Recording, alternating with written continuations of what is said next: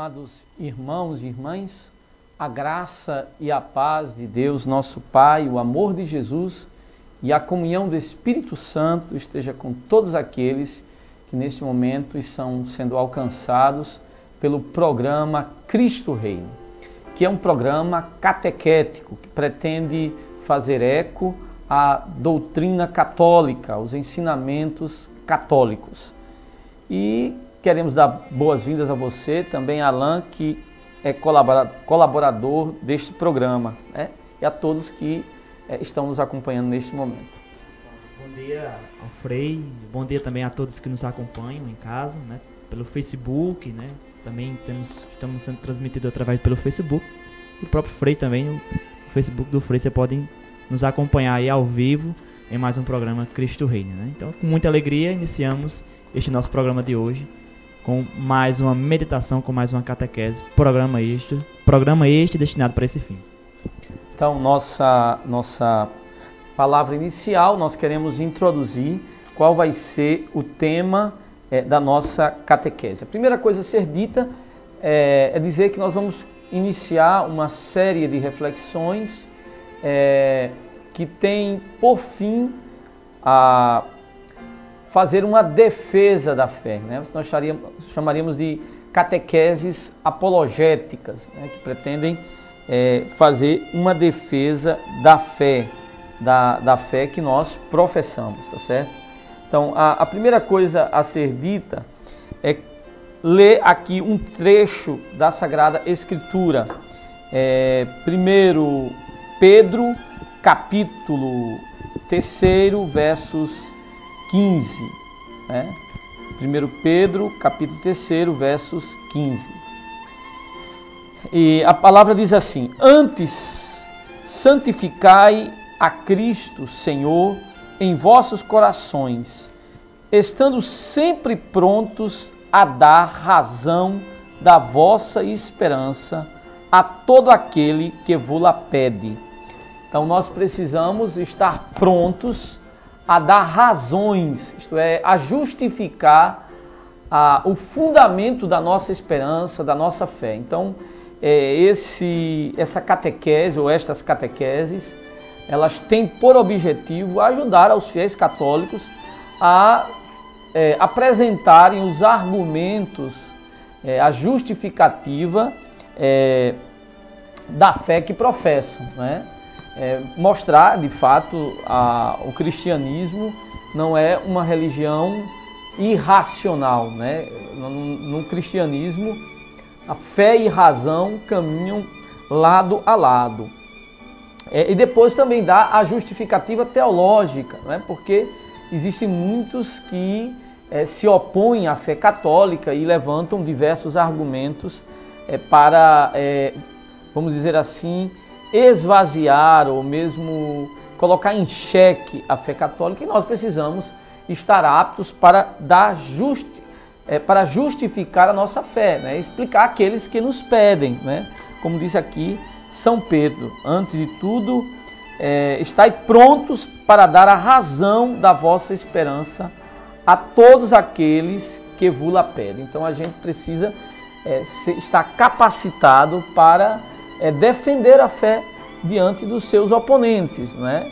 Claro que nós pretendemos estar prontos a dialogar com quem não tem a mesma fé que nós, tudo bem. Mas, sobretudo, sabemos que muitos são os que se opõem à fé e colocam argumentos contrários à fé católica. Isso mesmo, até porque é uma coisa, nesse mundo moderno na qual vivemos hoje, é uma característica, poderíamos assim dizer, da dúvida, né? O questionamento, e deveríamos estar prontos para, até mesmo com um pouco de conhecimento, utilizarmos dessa sabedoria. Há um texto da Escritura que diz que o nosso povo padece por falta de conhecimento, né?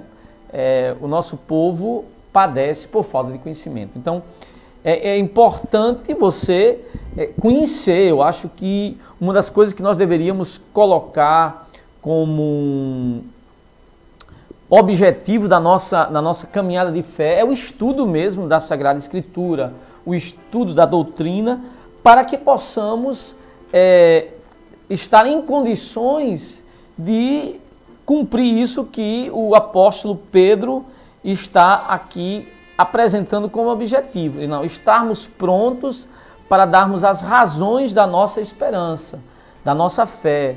Está aqueles que nos pedem. Então, se alguém nos interpela, nos questionando sobre algum aspecto da fé católica, nós temos que estar em condições de apresentar a justificativa. Porque nós cremos desse jeito e não de outro modo, porque nós praticamos deste modo e não de outro jeito.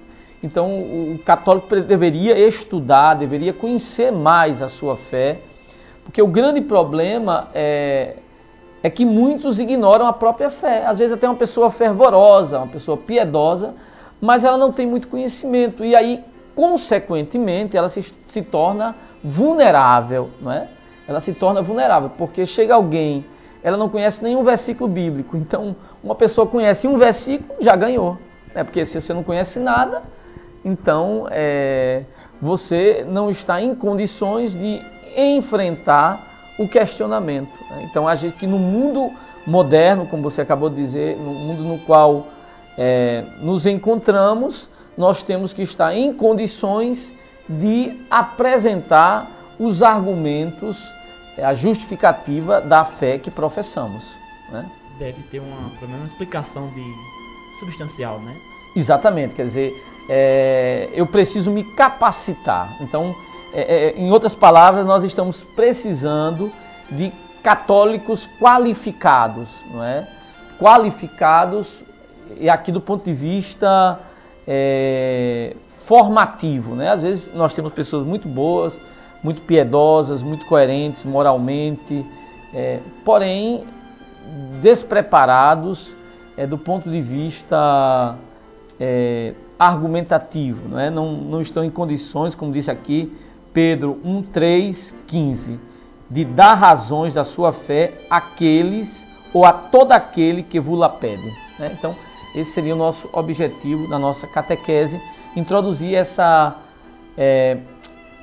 série de reflexões que nós chamaríamos de reflexões apologéticas, né? Que pretendem ser uma defesa da fé. Né? O Frei Damião, né, de Bozano era um apologeta, alguém que defendia a fé diante dos seus oponentes, aqueles que se opunham à fé em Deus, à fé no cristianismo e à fé a adesão à fé católica. Então ele é alguém que se preparou para fazer essa defesa da fé. Eu acho que essa demanda diz respeito a todos, porque todos são interpelados, em todos os níveis, né? Nós somos questionados por aqueles que não têm fé, nós somos questionados por aqueles que não são cristãos, mas somos questionados também pelos próprios cristãos. E às vezes até entre os católicos, alguns católicos, ou muitos, não sei, que têm uma perspectiva liberal, e a gente precisa defender a fé autêntica, às vezes até adintra, até dentro do seio da própria igreja, para dizer que, olha, esse modo que você está vendo aí não corresponde à realidade. Então, acho que nós precisaríamos ressuscitar essa perspectiva apologética que faz parte, vamos dizer assim, da natureza até da igreja e do evangelho. Né? O Jesus, quando andou neste mundo, ele teve que fazer uma defesa da sua fé diante dos fariseus. Né? Os fariseus eram oponentes, colocavam em xeque os ensinamentos de Jesus. Os saduceus, a mesma coisa. E Jesus teve que dar razão, explicar a sua perspectiva diante dos seus oponentes. Basta, por exemplo, só para dar um pequeno exemplo, Jesus, na sua doutrina, estava presente a fé no mundo espiritual e na ressurreição. De repente encontrou lá os saduceus que não acreditavam na ressurreição e colocaram em xeque o ensinamento de Jesus. Você deve lembrar que foi colocado em xeque o ensinamento de Jesus. E ele dá até um exemplo, não sei se você recorda qual que é o exemplo. Aquela questão da mulher, né, com os maridos. Né? Exatamente. Veja, os fariseus apresentam um caso, que colocaria em xeque a fé na ressurreição. Ele diz assim: uma mulher casou e o seu marido morreu, não é? E não deixou filhos. E aí, pela lei bíblica, ela deveria casar com um irmão para dar descendência ao seu esposo que morrera. Para não deixá-lo sem descendência, não deveria casar com um irmão. Acontece o seguinte, que também aquele morreu, e no final da história morreram os 10 irmãos. É uma história bem, assim, um pouco atípica. E aí a pergunta que os fariseus fizeram a Jesus foi: de quem ela será esposa na ressurreição dos mortos? E aí Jesus vai explicar que na ressurreição dos mortos ninguém se casa nem se dá em casamento. É uma nova condição, né?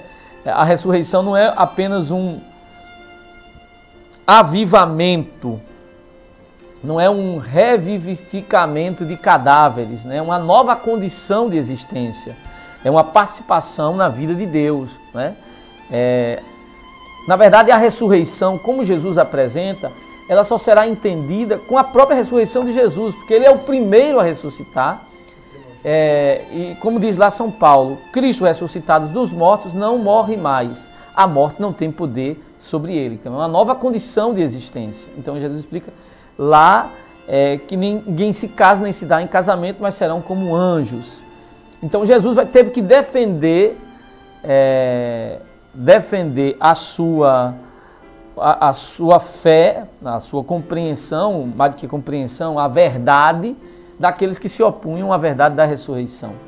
Então Jesus foi um apologeta, vamos dizer assim, né? Basicamente ele combateu aqui dois problemas de uma cajadada só, né? Poderíamos assim dizer, a questão do matrimônio e a questão da reencarnação, poderíamos até pensar. Bom, exatamente, dessa verdade de Jesus, a gente pode tirar outras consequências. Bom, mas naquele momento, precisamente, ele estava se defendendo contra o oponente dele, que eram os saduceus, né? Por tabela, a gente pode tirar algumas outras consequências. Mas, certamente, ele não estava falando, assim, a questão da reencarnação não entraria aqui nesse momento, porque não tinha nenhum reencarnacionista ali dialogando com Jesus naquele momento, né? Mas ali ele está falando contra os saduceus que não acreditam na ressurreição. Nós poderíamos falar, Jesus defende, por exemplo, a cruz, não é? Quando Pedro diz lá que Jesus não, depois da confissão de Cesareia de Felipe, ele ali se opõe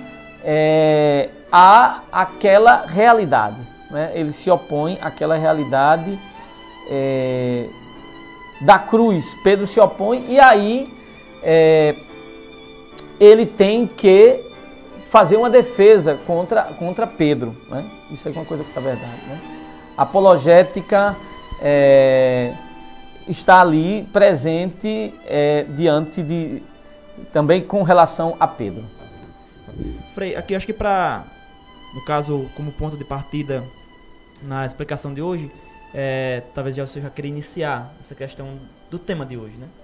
Sim, nós estamos se aproximando do mês de maio, né? Um mês na qual nós veneramos a Santa Mãe de Deus, a Santíssima Virgem Maria. E uma das coisas que nós católicos somos muitos perseguidos, poderíamos assim dizer, em relação à questão da imagem, né? Ou seja, a questão da idolatria, né? Acho que seria o ponto inicial do tema. Exatamente. A gente vai chegar exatamente a essa questão. Na verdade, nesse primeiro momento, nós estamos apresentando a necessidade da apologética, da defesa da fé. A justificativa para adotar essa postura diz respeito até a Jesus Cristo, não é? Porque Jesus, ele teve que defender a fé dos seus oponentes, não é? Ele teve que defender. Por exemplo, só para termos uma outra situação, o que são as parábolas, não é? Jesus contou em todo o Evangelho diversas parábolas. Nós temos uma infinidade de parábolas utilizadas por nosso Senhor Jesus Cristo.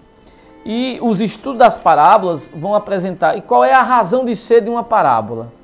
E quando a gente estuda a questão das parábolas, a gente vê que as parábolas são, antes de tudo, mais do que alegorias, são defesa, armas de defesa.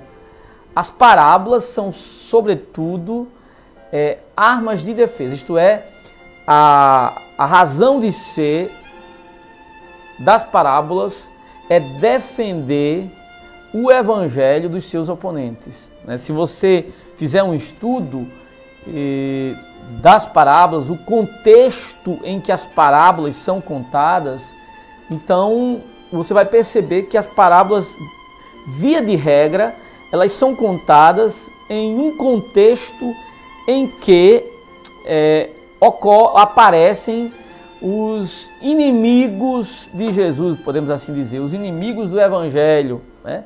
Via de regra, os fariseus, os saduceus, os escribas. E diante daqueles inimigos, Jesus precisa defender o evangelho. Então, ele conta parábolas com esse caráter apologético, né? Então, suponhamos as 3 parábolas da misericórdia. Quando é que Jesus conta aquela história da parábola da misericórdia? Se você pegar, talvez seja interessante aqui ler o contexto, né? Lucas 15, versos 1. Lucas 15, versos 1. As 3 parábolas da misericórdia, né? Que seria a da ovelha perdida, a da dracma perdida e o relato do filho pródigo, tá certo? Chamado relato do filho pródigo. Então, lê aí o início da parábola. Todos os publicanos e pecadores aproximavam-se para ouvi-lo. Os fariseus e os escribas, porém, murmuravam: esse homem recebe os pecadores e come com eles.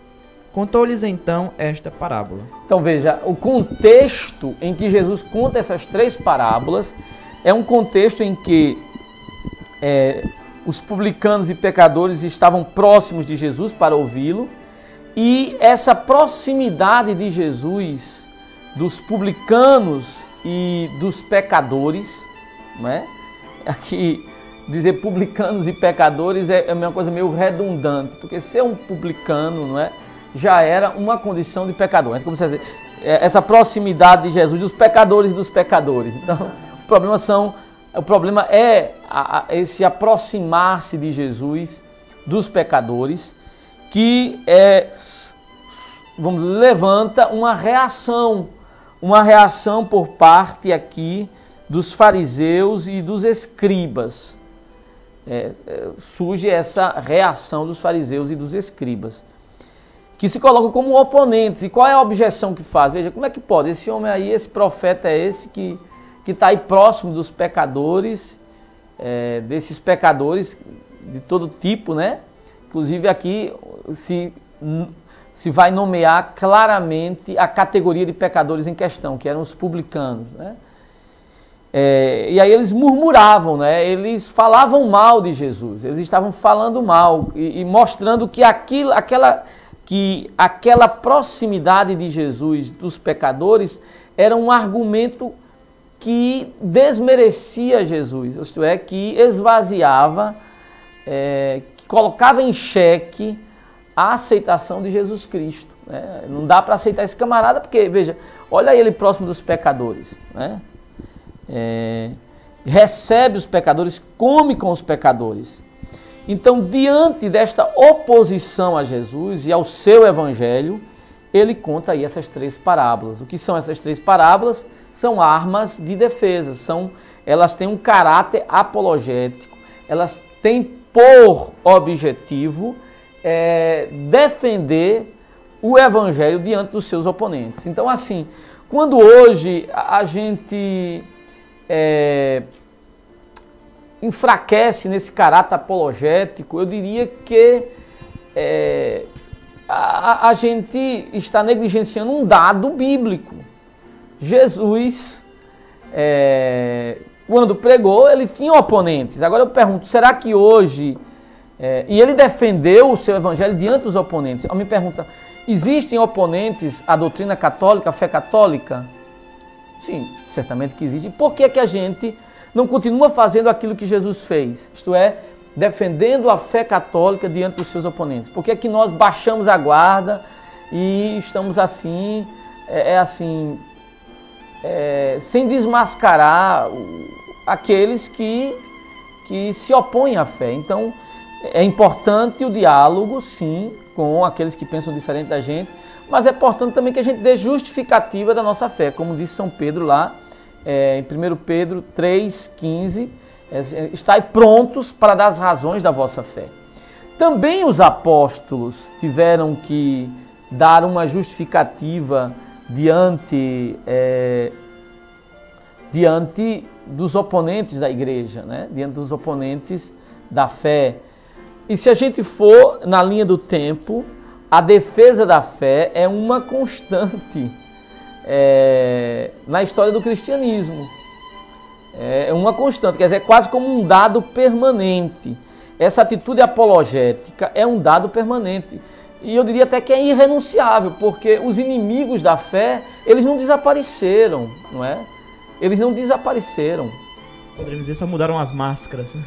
E às vezes alguns nem mudaram. Eu acho que eles continuam, às vezes, dizendo as mesmas coisas. Eu acho que quem está mudando somos nós que deixamos de adotar essa atitude apologética. Jesus foi um apologeta, os apóstolos foram apologetas.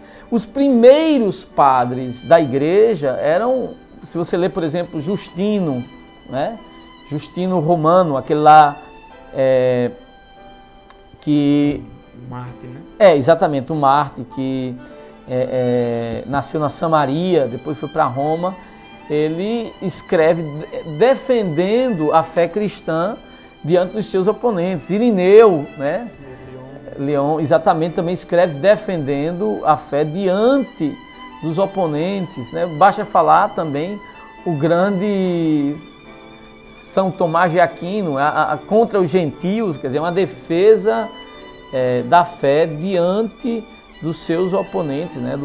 A Suma contra os gentios. São Tomás de Aquino já é bem próximo, né? Se for voltar mais lá. Eu digo assim, né?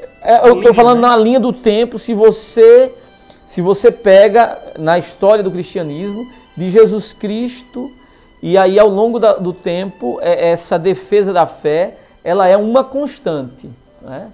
Ela é uma constante. Então acho que embora devamos adotar uma atitude de diálogo, isto é, de perceber as coisas positivas que existem nas outras religiões, nos outros credos, eu acho que a gente não deve negar isso de forma alguma.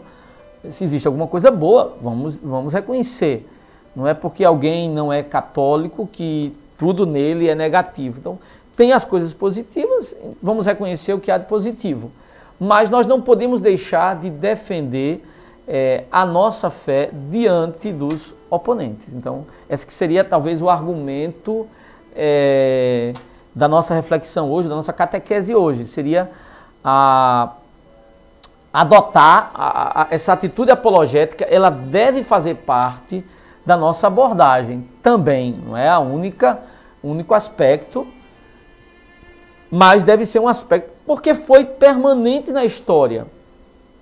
Se alguém diz, não, nós não devemos mais ter uma atitude apologética, pergunta, me responda uma coisa, os inimigos desapareceram, os detratores do cristianismo, eles não existem mais? Eles existem ou não existem? A pergunta seria essa, né? Assim, de duas, uma, ou eles não existem mais, ou a fé dessa pessoa se esvaziou. Ou a pessoa deixou de defender a sua fé, de fazer aquilo que o apóstolo Pedro sugeriu a todos os crentes. Ele diz assim, estando sempre prontos a dar razão da vossa esperança a todo aquele que vos-la pede. A questão dos oponentes existem, e inclusive pessoas que, vamos dizer assim, fazem uma propaganda anticatólica. Inclusive, o que a gente percebe, infelizmente, é isso.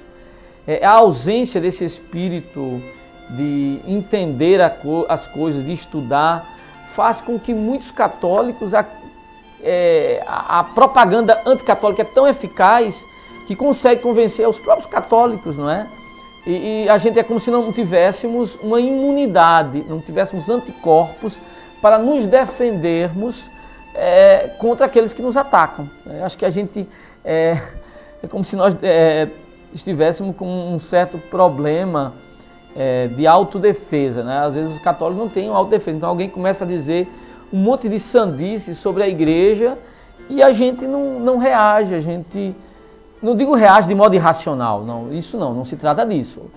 Alguém está dizendo que os católicos são idólatras, por exemplo. Então, não, vamos estudar, vamos perceber qual é a acusação e vamos ver, estudar se isso que aquela pessoa está dizendo sobre nós corresponde à realidade, não é? Às vezes as pessoas nos acusam, por exemplo, vamos dizer, na história, né? Normalmente alguns professores de história, ou quase na sua maioria, sempre fazem uma propaganda negativa do catolicismo, né? Apresentam o catolicismo como uma coisa que truncou o progresso do mundo ocidental.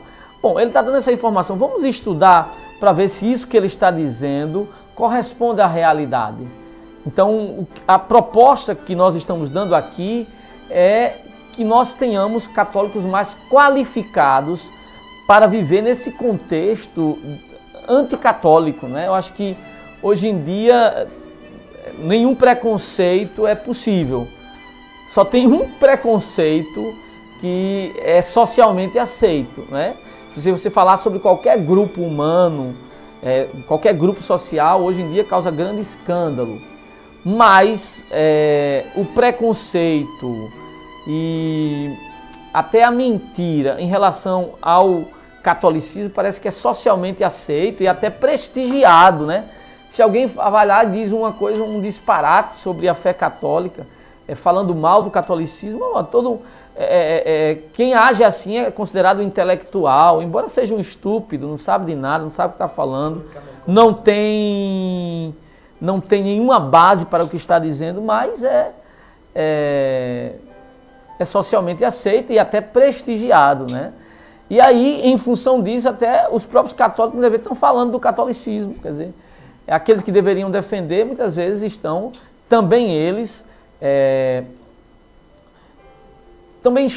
falando contra a própria fé católica, né? E endossando os inimigos da igreja.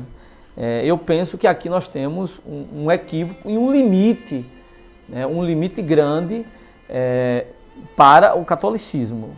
Eu entendo que nós deveríamos seguir esse conselho. Eu estou insistindo nesse texto, eu sei, estou sendo um pouco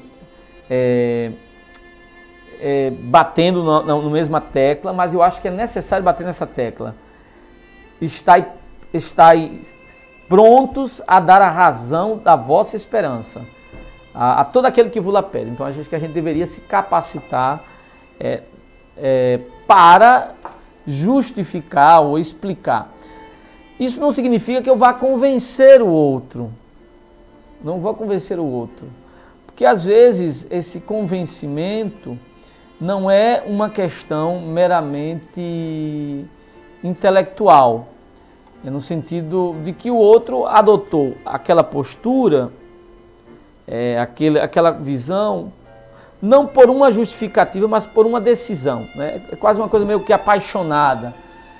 E aí você talvez não vá convencer o outro, mas o outro vai perceber que a sua fé não está assentada na paixão, mas na realidade, na veracidade, né? Que você não é um fanático, né? Aqui eu acho que o estudo e essa apologética vai até evitar que nós não passemos, eu sou católico porque eu sou católico, mesmo que esteja errado eu sou católico. Não, eu sou católico e continuo católico porque estou convencido que a fé que eu professo não está errada, ela está certa. Então, essa questão da apologética também vai servir para que a gente não fique católico por uma decisão fanática, não é? Um fanático, está tudo errado, mas eu estou lá irracionalmente defendendo aquilo no qual eu acredito, né? Como diz o provérbio, creio porque é absurdo. Não, eu não creio porque é absurdo, né? Eu sou capaz de dar as razões da minha fé, porque a minha fé tem uma base na verdade, é a verdade. Eu não sei se era Dom Henrique que falava, acho que foi uma vez o senhor comentando, eu sou católico, mas não sou besta, né? Acho que era Dom Henrique dizer isso. Quando falava da ressurreição, né? Quando falava da ressurreição, ele diz assim, se alguém encontrasse o corpo de Jesus, eu deixaria de ser cristão. Ele disse, mas o senhor é bispo, mas não sou tolo, não sou tonto, né? Quer dizer, a nossa fé tem uma base, ou a sua base é na realidade, né? Não é uma atitude fanática, nem uma atitude de alguém que não leva a sério aquilo no qual acredita, né? Bom, tendo dito isso aqui, nós já apresentamos que iremos aqui começar a apresentar alguns temas polêmicos, né, hoje a nossa fala aqui é mais no sentido de justificar a necessidade da apologética, quer dizer, da defesa da fé, de dar razões, e também a necessidade de que você estude, que você leia, de que você conheça a sua fé, porque talvez alguém esteja tripudiando de você sobre a fé porque você não está apto, não está capacitado para defendê-la, né? Para, vamos dizer assim, apresentar os argumentos da sua fé. Para defendê-la, você não conhece, você não lê, você não estuda, você não presta atenção, você não procura um meio de aprender e de conhecer mais a sua fé.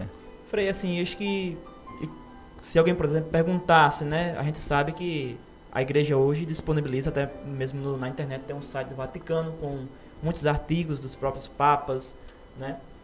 E se alguém perguntasse, então por onde eu começo? Ou seja, qual seria o ponto inicial para esse estudo, né? Eu diria que essa é a primeira aula, você já poderia nos acompanhar ainda mais, né? Como essa sequência de... Bom, depende do que você quer aprender e da sua necessidade. As necessidades não são iguais, não é? As pessoas não têm as mesmas necessidades, né? E não enfrentam as mesmas realidades. O mundo não é homogêneo, não é igual, né? Suponhamos que o desafio que você enfrenta você está num contexto de uma universidade, e ali o desafio você não é interpelado por um pagão, aliás, por uma outra religião, suponhamos, aqui estou criando uma situação. Você não é interpelado por alguém que pertence a uma outra denominação religiosa, mas você é interpelado por alguém que é inimigo de toda e qualquer religião. Então, aquela pessoa que apresenta a religião como inimiga da humanidade, do gênero humano, né? Como aquela frase de Richard Dawkins, que diz, pare de sofrer, provavelmente Deus não existe, então pare de sofrer, como se a religião fosse um elemento de opressão da humanidade. Então aí você precisa, o seu desafio aqui não é nem defender o cristianismo ou o catolicismo, mas defender a religião como um todo, toda e qualquer expressão de religião, né? Ou como alguém, sei lá, que tem um professor marxista que diz que o cristianismo é o ópio, né, que impede o homem de lutar para melhorar este mundo. Então, é como se a religião retardasse, fosse um elemento, vamos dizer assim, de alienação. Então, você precisa mostrar e precisa defender diante destes oponentes da religião. Talvez o seu caso seja da história, não é? De repente um professor de história num ambiente universitário que vai dizer, eu não sou católico, você não deveria ser católico, porque o catolicismo trouxe um grande mal para a humanidade. Aí normalmente fala da Inquisição, normalmente fala das cruzadas, entre outras coisas. A história do Brasil também é uma coisa que... A escravidão. E aí de repente você, por ignorância, quase que fica convencido de que realmente o cristianismo e o catolicismo, ao longo da história, constituiu um elemento negativo, em vez de perceber que o evangelho, que a fé cristã não foi alguma coisa negativa para a história da humanidade, mas foi alguma coisa extremamente positiva, né? Então, de repente, você é vitimado por oponentes aqui no campo da história. Então, você vai ter que estudar nesse campo. Ou você talvez esteja sendo interpelado por alguém que pertence a alguma denominação pentecostal, né? São cristãos, eles não são contra a religião, mas são contra esta religião, o catolicismo. E aí começam a apresentar a questão das imagens como uma coisa negativa, a devoção à Nossa Senhora como alguma coisa negativa, ou mesmo os sacramentos como algo negativo. Então aí você vai precisar, talvez, se dedicar ao estudo da Bíblia, propriamente. Então, por onde começar a sua pergunta, volto na sua pergunta, por onde começar depende do ponto onde você se encontra, não é? Quer dizer, qual é vamos dizer assim, qual é o desafio que você encontra, que você tem diante de si, não é? Você tem diante de si. Então, o ponto de partida vai depender do ponto onde você se encontra, né? Porque aí o ponto de partida pretende dar uma resposta a uma necessidade imediata, a um ambiente ali, vamos dizer assim, aquele momento. Então você vai, de acordo com o seu contexto, você vai precisar se dedicar mais a esse ou aquele outro aspecto. Suponhamos que alguém está sendo colocado em xeque por alguém de uma fé espírita, suponhamos, né? Você começa a pegar lá textos da Bíblia que dá a entender que a Bíblia, vamos dizer assim, teria esta perspectiva. Aí você vai precisar estudar a Bíblia de modo que responda a esta demanda, né? O desafio da doutrina espírita, né? Ou mesmo alguém que tem um ambiente... Os mormons, por exemplo. Bom, sei lá, os mormons, né? Como você citou agora, chegaram os mormons na sua porta. E aí eles falam de Jesus e falam de sacramentos, de ordenanças, e aí você precisa entender aquela doutrina para poder enfrentá-la, não é? Para poder compreendê-la e enfrentá-la. Um outro exemplo, suponhamos que você viva em um ambiente talvez mais liberal, né? Dentro da igreja, mas alguns círculos, vamos dizer assim, liberais, que não correspondem à fé católica de sempre, os liberais. Então, que tenta negar a existência dos milagres, né? Vão ter círculos, até no ambiente católico, que não acreditam nos milagres, que esvaziam a Bíblia. Então você precisa estar pronto para se opor a esses liberais, né? Vamos dizer assim, catolicismo liberal, em outras palavras, um catolicismo adulterado, que não corresponde mais à verdade católica, não é?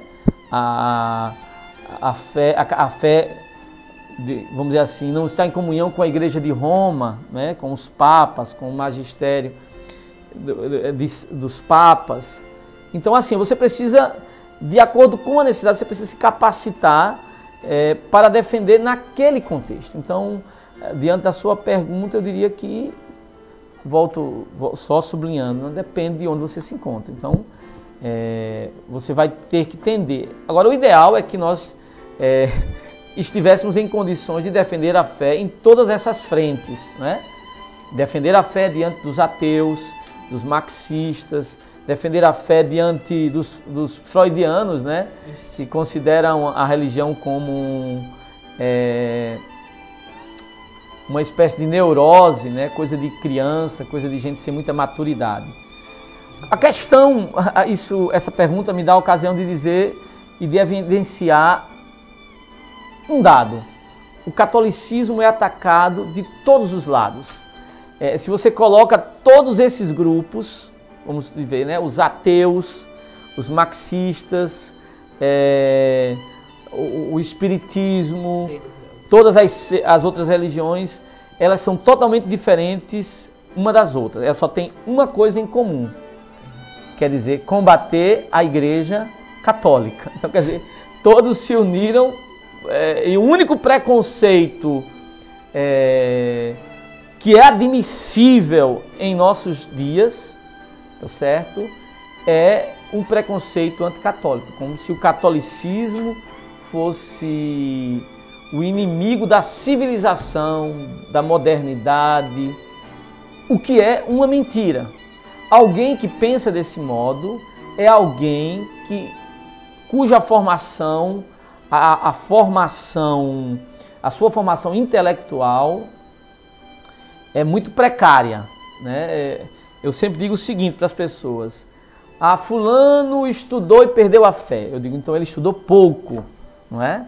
Ele estudou pouco, então ele precisa estudar mais, né? Talvez alguém que esteja se sentindo erudito porque leu Dan Brown, não é? Leu o Código da Vinci, está se sentindo erudito. Coitado, na verdade ele é o maior de todos os ignorantes. Ele ignora que ignora, não é? Não sabe que não sabe.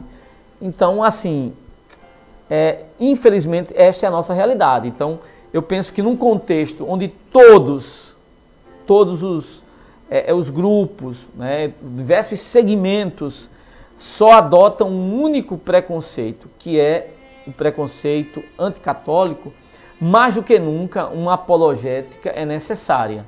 Mais do que nunca nós precisamos estar aptos para dar as razões da nossa fé diante de todos esses oponentes. Foi o que Jesus fez. Por excelência, né? Podemos dizer. Exatamente. Jesus defendeu a fé diante dos seus oponentes.